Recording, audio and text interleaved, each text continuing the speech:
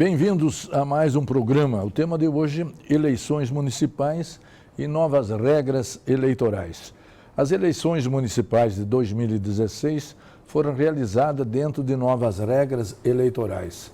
Seu tempo de duração foi menor, foi proibida a doação eleitoral empresarial, foi permitida a doação individual até 10% da renda de cada cidadão doador. Mesmo assim, foram registrados vários abusos que estão sendo investigados pelo TSE.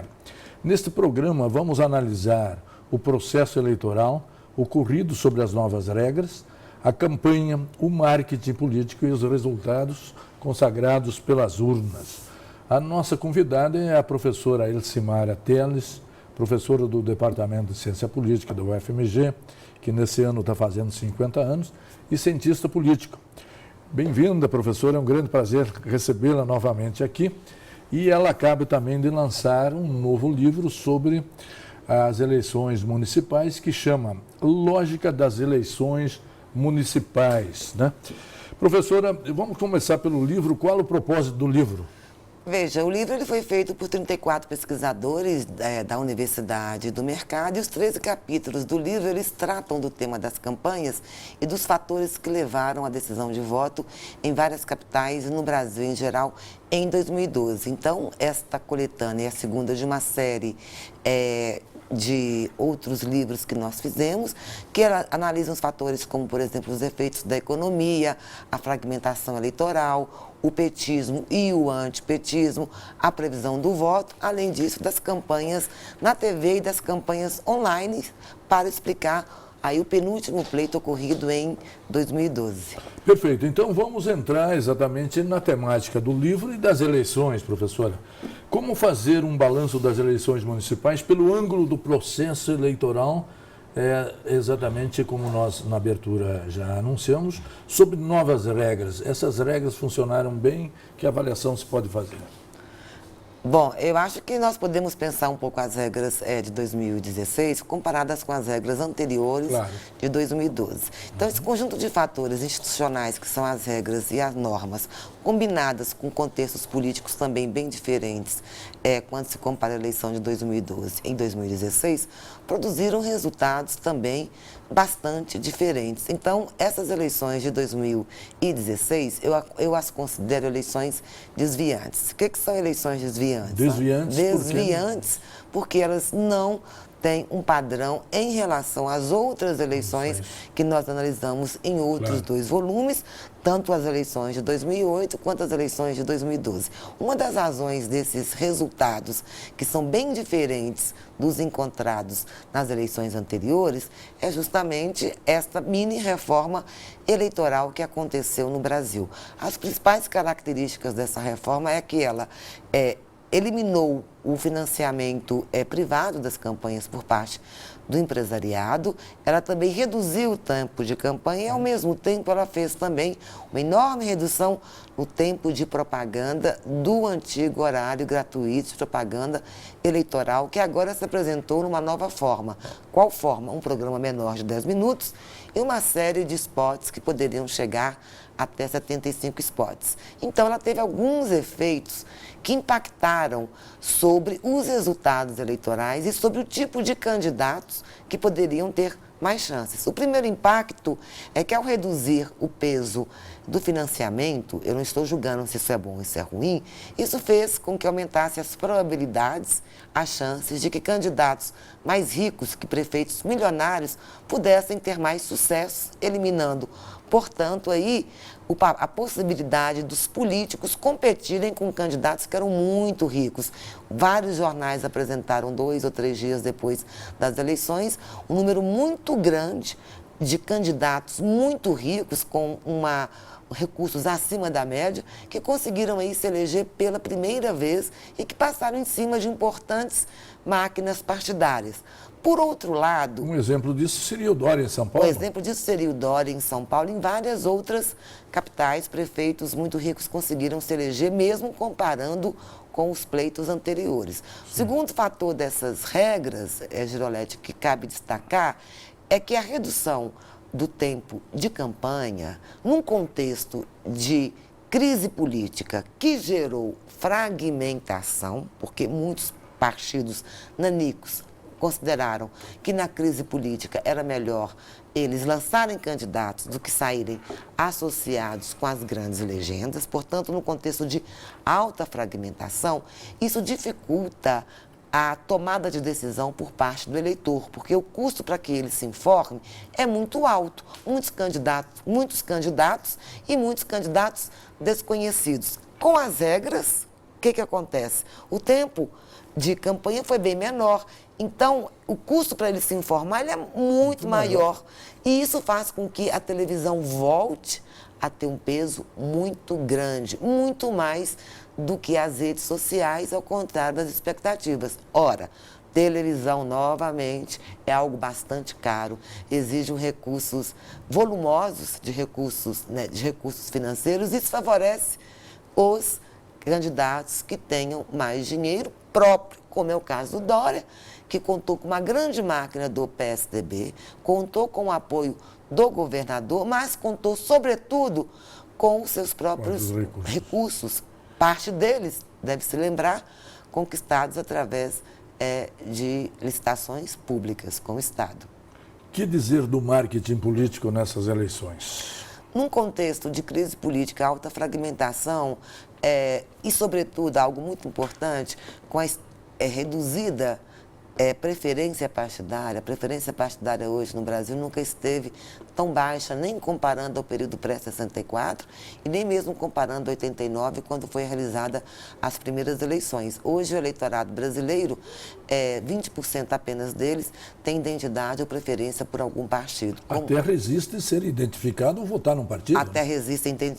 Isso faz com que discursos não políticos ou apolíticos ou discursos outsiders possam circular na sociedade. Esses discursos novos, antipartidários, apolíticos ou contra a política, exigem mais recursos para se tornarem viáveis, tendo em vista que você já não tem mais um ponto de partida que você tinha anteriormente, que tornava as eleições mais previsíveis. Qual que era o ponto de partida? Preferência partidária. Tá certo? Então, isso aumenta novamente o custo das eleições e aumenta o custo para que o eleitor possa se informar. O partido político, ele sempre foi considerado um importante atalho cognitivo para você poder interpretar o mundo. Na ausência desse atalho cognitivo, você não avalia mais o passado do partido ou do candidato. Você projeta uma promessa que você não sabe se será cumprida, tendo em vista que esse candidato não político ainda não foi político, para que você possa avaliar o desempenho dele. Então, isso gera mais incerteza. Isso gerou essa ausência de identidade partidária, combinada com essa mini-reforma eleitoral e fragmentação. Isso tudo gerou enorme imprevisibilidade dos resultados. Você pode observar aí que partidos nanicos, eles surfaram nessa onda antipolítica. O PRB, no Rio de Janeiro, o PSOL no Rio de Janeiro. O PSD. O PSB disputando em diversas capitais, o PCdoB em Aracaju, o Solidariedade em Vitória, o PPS em Vitória e aquele outro PSD também lá em Curitiba. Ou seja, das 10 capitais que eu analisei que teremos segundo turno, são frequentadas por 15 siglas das mais variadas espécies. Tanto o PT, um partido que era grande, que agora se tornou médio, tanto o PSDB e o PMDB, mas rodeadas e saltitadas de nanicos por todos os lados, porque os nanicos, apesar de não serem partidos novos, eles se apresentam nessa onda antipolítica como se novos fossem aumentando aí suas chances de eleição. Esse é mais um indicador da despolitização das eleições deste ano. No próximo bloco, nós vamos trabalhar se a crise é do sistema eleitoral ou se é do sistema político demandando, digamos, uma reforma política urgente que sempre se fala, mas nunca vem. Um instante só, voltaremos já. Interconexão Brasil. Oferecimento: Sindicato dos Professores da UFMG. Interconexão Brasil. Oferecimento: Sindicato dos Professores da UFMG. Bem-vindos de volta. Nós estamos trabalhando o tema eleições municipais e novas regras eleitorais. No primeiro bloco, nós situamos o contexto dessas eleições de 2016, bastante diferentes das eleições no passado, porque mudaram as regras em vários sentidos que já foram analisados no primeiro bloco.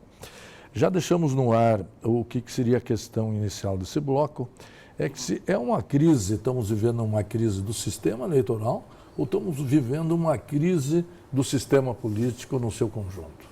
Olha, uma pergunta bastante difícil, muitas pessoas estão colocando que, na verdade, a questão da crise política no Brasil, que é uma crise político-institucional das mais fortes vivenciadas no Brasil, se isso não seria um pouco um complemento de outras democracias que também se encontram em crise em todo o mundo. Eu acho que a crise aqui era um pouco diferente. Ela é diferente porque nós temos uma Constituição, nós temos algumas regras, algumas pessoas vão dizer que, na verdade, a Constituição foi ferida, portanto, haveria aí uma interpretação de que foi um golpe. Por outro lado, outros consideram que não, que esse faz parte de um processo legal. Isso é muito polêmico, mas pegando um pouco a caracterização do eleitorado, a gente observa que, primeiro, caiu bastante o número de pessoas com identidade partidária. Essa queda na identidade partidária, nas outras democracias, do ponto de vista teórico, leva também a uma descrença na eficácia da participação, a uma descrença na eficácia das instituições e pode levar àquilo que a gente chama de descontentamento, de insatisfação com as instituições representativas. Desencanto? No geral. A palavra seria descontentamento e mais forte do que isso seria a desafeição em relação à democracia. A desafeição ela é grave.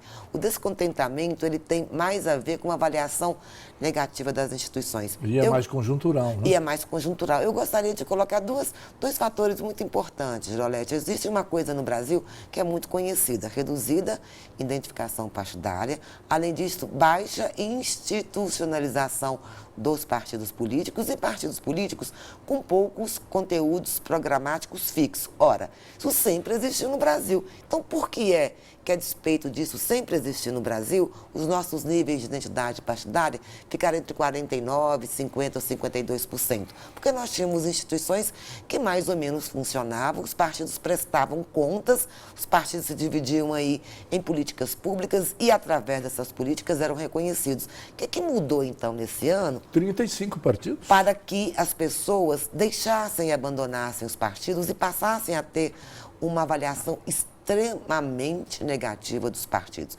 Só existe um fator, e esse fator é conjuntural. Foi o enquadramento produzido midiaticamente dos escândalos de corrupção da Lava Jato. Então, esse fator, ele não apenas tocou e feriu de morte o PT, seja justo ou injusto, ele foi o mais atacado do ponto de vista dos escândalos que foram cometidos, mas ele também acabou produzindo uma enorme desconfiança de todo o sistema político. Então, não a operação em si, mas a produção de escândalos políticos midiáticos em relação à Lava Jato produziram, como já haviam produzido na Itália, na Operação Mãos Limpas, uma enorme descrença no funcionamento das instituições representativas. O custo disso, para mim, Sim. é um custo muito alto, porque você gerar partidos, enraizar partidos, demora às vezes décadas, e partidos são muito importantes. Nós entramos naquele princípio, é governo das instituições ou das pessoas, cara. Tradicionalmente, a democracia é governo das instituições com partidos fortes, não é isso, professor? Com partidos fortes, e os partidos eles são importantes não para abrigar lideranças, os partidos são importantes para poder reduzir os graus de incerteza que o eleitor tem em relação ao futuro das políticas, sejam essas políticas conservadoras ou sejam políticas mais progressistas. Isso, perfeito. E os votos nulos e brancos, a grande quantidade, também vem nessa mesma toada, professora? Eu acredito que o número de votos nulos e brancos, ele aumentou bastante em algumas cidades, em algumas capitais, em outras ele aumentou dentro, digamos, daquilo que seria eventualmente esperado, mesmo porque nas democracias em geral há um aumento significativo da participação eleitoral. Mas a minha hipótese, que depois interessante, 2 dias depois que eu falei dessa hipótese, José Toledo, da Folha do Estadão, escreveu um artigo muito interessante. A minha hipótese é que parte dos nulos brancos e alguma da abstenção tenha vindo do eleitor que antes votava no PT, que se expunha ao programa do PT, que estava muito insatisfeito com o PT e que não encontrou ainda uma outra alternativa capaz de mobilizá-lo e de atraí-lo. E o José Toledo, nesse artigo do Estadão, foi lá analisar também e encontrou, de fato, uma certa associação entre não comparecer ou tomar uma decisão de não voto e ter tido anteriormente uma identificação, uma preferência pelo PT. A pergunta é, quem que vai ocupar esse vazio eleitoral e partidário deixado pelo PT? O PT ele é um partido, pelo menos se constitui enquanto partido de massa, um partido mais de esquerda e com uma marca muito grande em relação às políticas sociais. Se pergunta muito aí se o PSOL, que teve um relativo sucesso, mas veja, também teve redução de votos, sim, se o PSOL ocuparia esse espaço do PT. Eu acredito que são partidos de complexidade e natureza muito distinta. O PT ele se qualificou como o partido mais próximo à social-democracia, tentando atender aí a uma pauta mais econômica, ou seja, de inserção dos indivíduos no consumo, dentro da sociedade, de políticas públicas mais sociais. O PSOL trabalha com outros valores. Esses valores do PT a gente chama de valores materialistas, controlar a inflação, ter ordem, inserir a massa de trabalhadores num processo positivo com ganhos materiais. O PSOL, a pauta dele, mesmo aqui em Belo Horizonte, foi uma pauta que nós chamamos de mais pós-materialista, ou seja, pautas como feminismo, pautas de maior participação, pautas ecológicas. Relações afetivas. Relações homoafetivas. Vejam que são pautas materialistas de um lado do PT, pós-materialistas do lado do PSOL. Elas podem ser complementares, mas o PSOL não tem essa entrada e esse enraizamento que o PT um dia já teve na sociedade. Se eu fosse olhar por respostas teóricas, eu diria, comparando ao que foi os Estados Unidos e comparando ao que foi a Europa, sobretudo na França, nos últimos resultados, é que com a perda de penetração de partidos populares, trabalhistas ou de esquerda, sobretudo nos bolsões operários ou que ficam próximo dos bolsões operários, quem ocupou esse espaço foram partidos de direitas com clivagens também econômicas e com pautas também econômicas. Um outro partido de esquerda com pauta pós-materialista, como o PSOL, não conseguiu ocupar esse espaço. Então, o eleitorado do PT, sobretudo mais empobrecido, ele pode ser ou recapturado pelo PT, ou ele pode ser capturado por discursos mais liberais, sobretudo discursos meritocráticos e que valorizam o empreendedorismo. A gente já havia observado isso em 2012, que quando o PT inseriu esses indivíduos... Mais mercado e menos estados. Ele inseriu dando mais mercado e menos estados. E a gente já havia percebido isso nas pesquisas qualitativas que nós havíamos realizado. E nós terminamos a pesquisa perguntando assim, será que esse eleitor recém-inserido na chamada nova classe média recompensará o PT dando a ele o seu voto? Ou, como ele julga que ele ascendeu e teve mobilidade social em função do seu mérito, ainda que não tenha sido só por isso, ele poderá ser atraído por candidatos que façam propostas mais liberais, o que eu acho que aconteceu em São Paulo. Perfeito. No terceiro bloco, nós vamos fazer um balanço de perdedores e ganhadores nas eleições de 2016. Um instante só, voltaremos já. Interconexão Brasil. Oferecimento: Sindicato dos Professores da UFMG. Interconexão Brasil. Oferecimento: Sindicato dos Professores da UFMG. Bem-vindos de volta. Nós estamos trabalhando eleições municipais e novas regras eleitorais. Deixamos no ar já o tema desse terceiro bloco, que seria um balanço entre vencedores e perdedores nessa eleição. Que balanço se pode fazer? Os perdedores de hoje foram os vencedores de 2014, né? Então, eu acho que foi um ciclo de 13 anos aí de governos mais de centro-esquerda e parece, né, que em função dessa conjuntura da Operação Lava Jato, de escândalos, etc., e também de mudanças no tecido social, que os partidos mais conservadores conseguiram aí crescer no Brasil. Isso pode ser demonstrado pelo número de candidatos do campo religioso, de candidatos que fazem um discurso apolítico ou não político, que é tipicamente um discurso mais conservador da negação da política.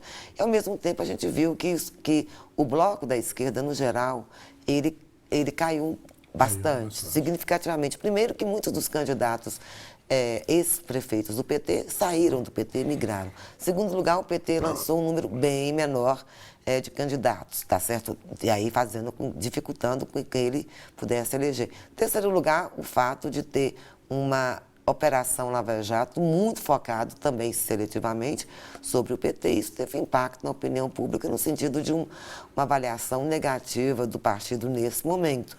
A vitória das forças conservadoras significa maior apoio no Congresso para o presidente Temer? Eu acho que a vitória do presidente Temer já é a vitória dos grupos mais conservadores no Brasil. Quando a gente vê, por exemplo, o fato dele ter um ministério só de homens, ele ter eliminado uma série de secretarias que eram bastante progressistas, de ter eliminado a AGU, que é a Controladoria, enfim, que trabalhava com a questão da transparência. No geral, é uma pauta muito conservadora do ponto de vista econômico e também uma pauta muito conservadora do ponto de vista moral.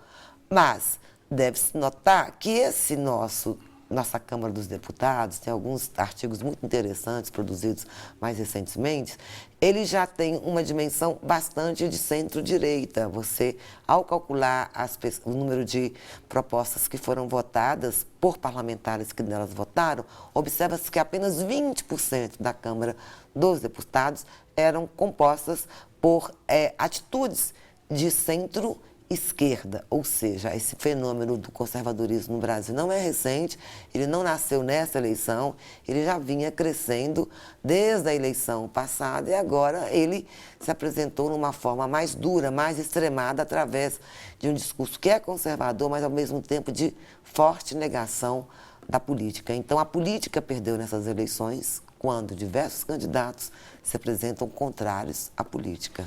Vindo, a derrota do PT é a derrota da esquerda nesse país? Nesse momento, sim. Nesse momento, a esquerda foi derrotada. A partir do momento em que você tem um afastamento de uma presidente com uma série de questionamentos, inclusive no que diz respeito à legalidade desse afastamento, que essas forças que produziram um afastamento, é bom a gente sempre lembrar que o afastamento foi produzido pelo ex-deputado Eduardo Cunha, hoje cassado. Isso já é um indicador de que a esquerda não estava conseguindo governar, seja pelo fato de ter uma Câmara com preferências bem diferentes daquelas preferências apresentadas pelo Executivo, seja pela falta de habilidade da presidente, seja também, é bom dizer, pela imprevisibilidade da oposição que resolveu não aceitar os resultados das eleições. Então, nós tivemos aí responsabilidade da oposição, erros do governo e significou, portanto, já o impeachment, a derrota das esquerdas. As urnas só mostraram um pouco isso. Que dizer das eleições de 2018 com base nos resultados dessas eleições, professora? Eu acho que as eleições de 2016 são eleições atípicas, aquilo que a gente começou. São eleições desviantes, elas têm um padrão muito diferente em relação às outras eleições. Elas podem nos dizer de uma conjuntura muito especial, de uma conjuntura da Lava Jato, de uma derrota das esquerdas nesse momento que pode ser temporária ou não, isso tudo ainda está em aberto. Eu diria que 2018, dentro desse cenário sem ter uma bola de cristal, serão eleições fragmentadas, ou seja, um grande número de partidos vai apresentar candidatos, inclusive pequenos partidos. Muitos candidatos. Muitos candidatos, com muitos partidos nanicos, portanto, aumenta-se o grau de imprevisibilidade. E veja bem, pouco polarizada em torno de PT e PSDB. Isso é ruim para o PSDB que a eleição não seja polarizada. Se as eleições fossem polarizadas entre PT e PSDB, seria muito mais fácil o PSDB levar as eleições em função aí, nesse momento, a alta rejeição do PT. Se persistisse, seria muito mais fácil. Num cenário de fragmentação, que parece-me que vai repetir a de 89, as pessoas, que foi uma das eleições mais fragmentadas no Brasil, todos desejavam mudanças e apresentaram-se, de fato, 2 candidatos da mudança. Lula, numa posição ideológica, Collor em outra posição ideológica, mas ambos representavam a mudança. Então, eu acho que vai ser um desejo de mudança, o que não necessariamente aí vai significar que o PSDB leve esta. Essas eleições, para mim, elas estão imprevisíveis. Sem o impeachment, Girolete, eu acho que teria muitas probabilidades do PSDB ter levado essas eleições. A popularidade da presidente Dilma já estava caindo há muito tempo. Era possível, então, que o eleitor castigasse o PT. Perfeito. Nós estamos no finalzinho do programa, né? E face a essas crises e essas imprevisibilidades, podemos dizer que o Brasil é maior do que suas crises, professora? Ainda não. Eu acho que a crise que a gente está passando agora não é só uma crise econômica. Eu acho que tem uma crise de valor, tem uma crise ética, tem uma crise política e tem uma crise dentro do sistema político. Vamos ver se a gente consegue superar. No quadro atual, eu vejo pouca possibilidade de superação, mas a gente sempre tem que contar com a possibilidade de organização da sociedade civil para tentar superar e remodelar o nosso sistema político, que tem que ser remodelado com urgência. Perfeito. Professor, eu queria agradecer a sua presença aqui, cumprimentá-la pelo novo livro, que é extremamente interessante, recomendo a todos. Trouxemos a você, telespectador, mais um balanço das eleições municipais de 2016, porque as urnas sempre revelam, digamos, uma preferência do eleitorado e também sinalizam para as eleições de 2018. Ao mesmo tempo, sinalizam, digamos, soluções para o Brasil para sair da crise econômica, da crise política e também da crise valorativa. E a você, telespectador, que sempre nos acompanha e nos prestigia, muito obrigado pela sua audiência e até a semana que vem.